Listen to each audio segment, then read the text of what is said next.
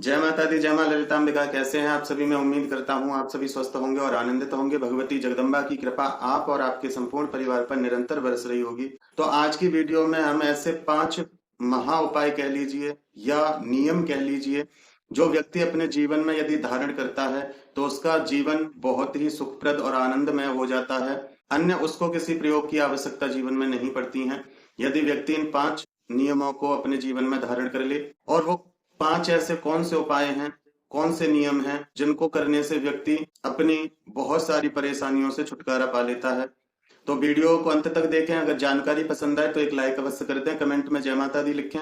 Channel पर आप पहली बार आए हैं तो चैनल को सब्सक्राइब कर लें, क्योंकि मैं ऐसी ही नई नई और रोचक जानकारी आपके लिए लेके आता हूं। और वीडियो शुरू करने से पूर्व सभी से मेरी हाथ जोड़ के विनती है कि आप गुरु बोलकर संबोधित ना किया करें। आप मुझे भाई बोल सकते हैं, मुझे ज्यादा प्रसन्नता होगी, क्योंकि आपकी दृष्टिकोण में हो सकता है कि आप मुझे गुरु की तरह देखते हैं। मैं आपका सम्मान करता हूं, लेकिन मैं खुद को इस लायक नहीं समझता हूं। तो इसलिए जो भी मैं आपको यहाँ बताता हूं वो मैं आपको उस दृष्टि से बताता हूं। मैं आपको अपनी बहन भाई समझ के जानकारी देता हूं। तो इसलिए यदि आप भी मुझे अपना भाई समझें और उस चीजों को समझें तो वो मुझे ज्यादा प्रसन्नता देगा। सभी से मेरी यही विनती है कि भाई कह के संबोधित करें, मुझे ज्यादा प्रसन्नता होती है। आइए वीडियो शुरू करते हैं। तो देखिए, ऐसे कौन से 5 महानियम, 5 महा उपाय हैं। देखिए, ये जो 5 नियम हैं ये हर एक व्यक्ति को अपने जीवन में स्थापित करने चाहिए। और पूर्व के लोग, जो पहले के लोग थे, वो इन नियमों को फॉलो करते थे। आपने देखा होगा कि चाहे उनके पास धन कम था, चाहे उनकी ग्रोथ इतनी नहीं थी, नॉलेज इतनी नहीं थी, या फिर आप ये भी कह सकते हैं कि नॉलेज तो बहुत थी लेकिन उसको किसी और के सामने प्रस्तुत करने का कोई माध्यम नहीं था। जैसे आज इंटरनेट के माध्यम से हर किसी तक बात पहुंचाई जा सकती है, लेकिन पहले ये साधन नहीं थे। लेकिन फिर भी लोग प्रसन्न थे, सुखी थे। क्यों? क्योंकि इन 5 नियमों को वो लोग भी फॉलो करते थे। तो वो कौन से 5 नियम हैं, तो आज उसके बारे में हम जानते हैं। देखिए, सबसे पहला नियम क्या है? सबसे पहला नियम है कि जब भी आप अपने रसोई घर में भोजन बनाते हैं, पहली बात तो ये ध्यान रखिए कि जितना हो सके उतना परहेज करें। रसोई में कोई भी ऐसी वस्तु ना पकाएं जो कि भगवान को उसका भोग ना लग पाए, क्योंकि रसोई में भी माँ अन्नपूर्णा का वास होता है। एक तरह से रसोई को भी मंदिर कहा जा सकता है। तो अपने उस अनुसार आप अपनी रसोई का भी साफ सफाई का ध्यान रखें और कोशिश करें कि ऐसी कोई भी वस्तु आपकी रसोई में प्रवेश ना करे जो कि भगवान को भोग लगाने में वर्जित हो। तो मैं तो यही कहूंगा। तो इसलिए कहा जाता है कि यदि घर में जो आप खाते हैं उसको भगवान को पहले समर्पित करना चाहिए। जो भी आप करते हैं वो भगवान को पहले समर्पित करके तब आप उसको ग्रहण करते हैं, तो वो आपको लाभ ही देगा। तो इसलिए जब भी आप अपने लिए भोजन पकाएं तो भगवान को भोग उसमें से जरूर लगाना चाहिए, और फिर वो भोग लगा के अपने पूरे घर के भोजन में उसको मिला लीजिए। इतना आप भी समझ सकते हैं कि भगवान को जो वस्तु भोग लगा दी जाए वो प्रसाद बन जाती है। और जब भगवान की भोग लगी हुई वस्तु आप ग्रहण करते हैं तो आपके शरीर की जो मलिनता है, आपके अंतर की जो मलिनता है, जिसको नेगेटिविटी भी कह सकते हैं, वो रिमूव होती है।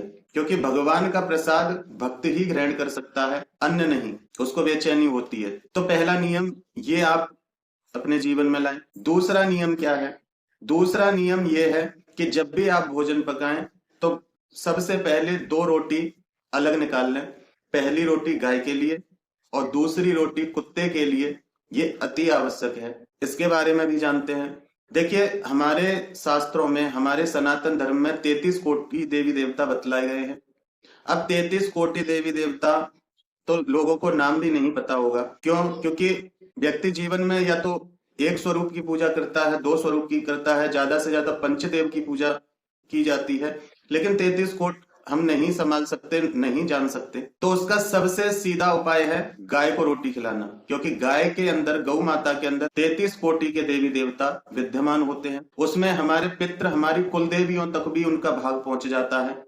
गाय को रोटी खिला के यदि आप उसके ऊपर हाथ फेरते हैं और प्रार्थना करते हैं कि सभी अपना भोग स्वीकार करें, हमारे पितृ, हमारी कुलदेवी हमारे ऊपर प्रसन्न हो, हे गौ माता हमारे ऊपर कृपा करें। उसी क्षण आपको आशीर्वाद प्राप्त होता है और आपके जीवन की बहुत सारी परेशानियां दूर होती हैं। और कुत्ते को रोटी देने से क्या होता है, देखिए कुत्ते को, श्वान को भैरव स्वरूप माना जाता है और सबसे ज्यादा वफादार उसी को समझा जाता है। जब हम कुत्ते के लिए रोटी निकालते हैं तो ये समझिए कि हमारा कहीं ना कहीं शनि भी शांत होता है और कहीं ना कहीं हमारी घर की जो नेगेटिविटी होती है, जो अन्न से उत्पन्न हुई ऊर्जाएं होती हैं, अन्न में भी सभी प्रकार की ऊर्जा होती हैं, क्योंकि खेत से आपकी रसोई तक जब वो अन्न पहुंचता है उस बीच में ना जाने किस किस प्रकार की सोच वाले व्यक्ति होते हैं, किस किस प्रकार से उनको छुआ होता है, किस किस प्रकार से उसमें शुद्धि होती है, तो कहीं ना कहीं नेगेटिविटी अट्रैक्ट होती है। आपने देखा होगा लोग कहते हैं कि आटे को गूंथ कर फ्रीज में मत रखो, क्योंकि वो पिंड का स्वरूप ले लेते हैं और उनको नेगेटिविटी ग्रहण करती है। तो कहीं ना कहीं नेगेटिविटी अट्रैक्ट होती है, तो इसलिए कुत्ते को एक रोटी अवश्य दें, वो आपके घर की नकारात्मक ऊर्जाओं को दूर करता है। ये आपका दूसरा नियम है। तीसरा नियम क्या है, तीसरा नियम है कि आप थोड़ा सा आटा भूनिए, थोड़ा सा आटा आप भून लीजिए और उस आटे को भूनकर उसमें कुछ मीठा मिला लीजिए और जहां आपको चींटियां दिखें उन चींटियों को वो आटा डालिए। ये आपका एक तरह से महायज्ञ में गिना जाता है।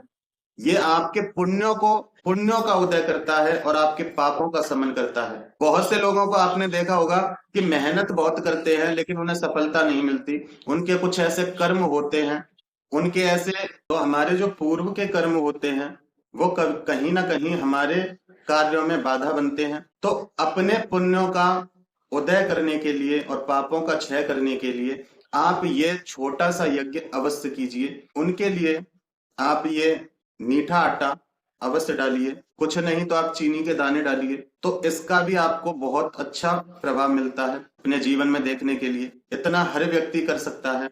चौथा नियम सुन लीजिए, चौथा नियम क्या है। चौथा नियम आपका ये है, चौथा नियम ये है कि आप पक्षियों के लिए दाना डालिए, क्योंकि पक्षियों को दाना डालने से भी हमारे जीवन में बहुत अच्छा प्रभाव पड़ता है।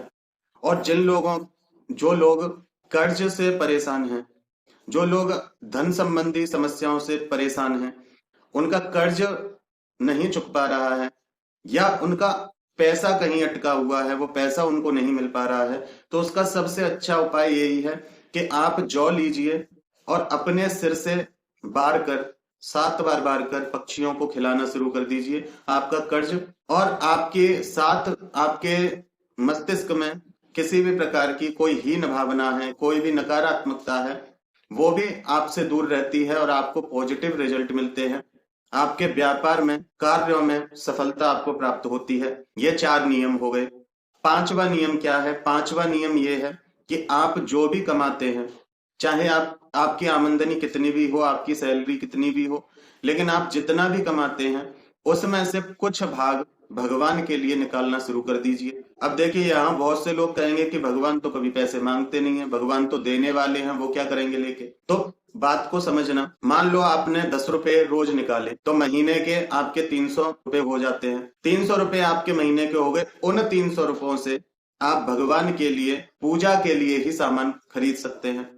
उनके लिए घी जोत के लिए ले सकते हैं, उनके लिए धूप बत्ती, उनके लिए प्रसाद, ये चीजें आप खरीद सकते हैं। या फिर आप एक छोटा सा हवन कर सकते हैं, या फिर आपकी जब थोड़ा अच्छे से धन एकत्रित हो जाए जो आप भगवान के लिए निकाल रहे थे, तो उसमें से किसी विद्वान ब्राह्मण द्वारा अपने घर पे बुला के आप बड़ा हवन भी कर सकते हैं। भगवान के मंदिर में आप प्रसादी वगैरह भी बांट सकते हैं।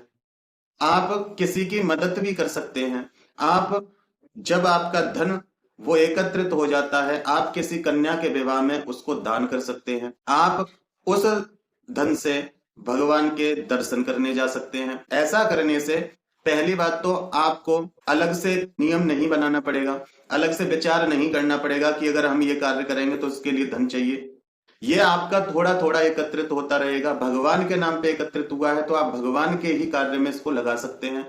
इस वजह से आपके द्वारा भी पुण्य हो जाएगा, क्योंकि धन तो आपका ही है, लेकिन आपने भगवान को समर्पित कर दिया। भगवान पैसे तो लेते नहीं, तो भगवान के लिए आप कुछ कर सकते हैं उसमें से।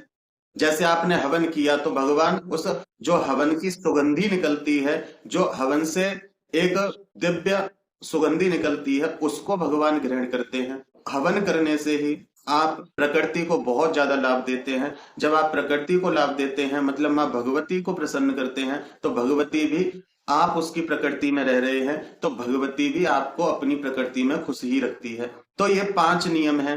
पहला नियम क्या था कि आप जब भी भोजन पकाएं तो पहले भगवान को भोग लगाएं, और वो जब प्रसाद स्वरूप बन जाए तो आप सभी ग्रहण करें। दूसरा प्रयोग ये था कि आप गाय के लिए और कुत्ते के लिए रोटी अवश्य निकालें।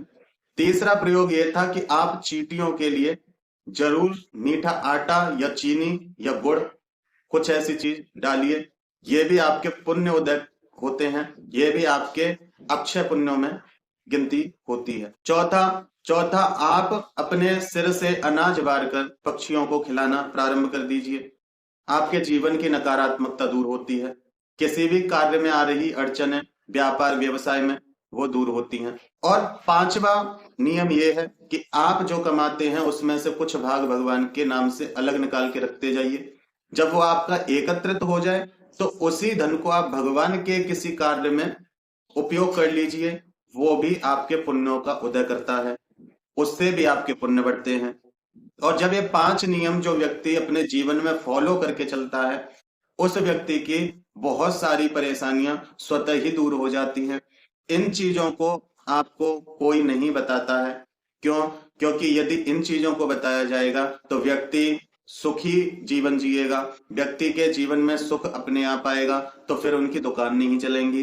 तो इसलिए जो हमारे बुजुर्ग करते थे, जो हमारे पूर्वज करते थे, वो कहीं ना कहीं इन विषयों की अच्छी जानकारी रखते थे, लेकिन उनके पास कोई ऐसा स्रोत नहीं था जिससे वो और लोगों तक अपनी बात पहुंचा सके। तो इसलिए मैं उम्मीद करता हूं कि मेरे द्वारा दी हुई जानकारी आपको समझ में आई होगी और पसंद आई होगी, और आप इन नियमों को आज से ही अपनी जिंदगी में धारण कर लोगे। कोई आपको कुछ अलग से करना नहीं है, इतना घर में रह के भी हर व्यक्ति कर सकता है, लेकिन इसके चमत्कारी लाभ आप अपने जीवन में देख सकते हैं। लेकिन कुछ लोग ऐसे होते हैं कि जिनके बात समझ में नहीं आती, या वीडियो पूरा नहीं देखते, या पता नहीं क्या मत होता है उनका, तो वो टिप्पणियां भी कर देते हैं।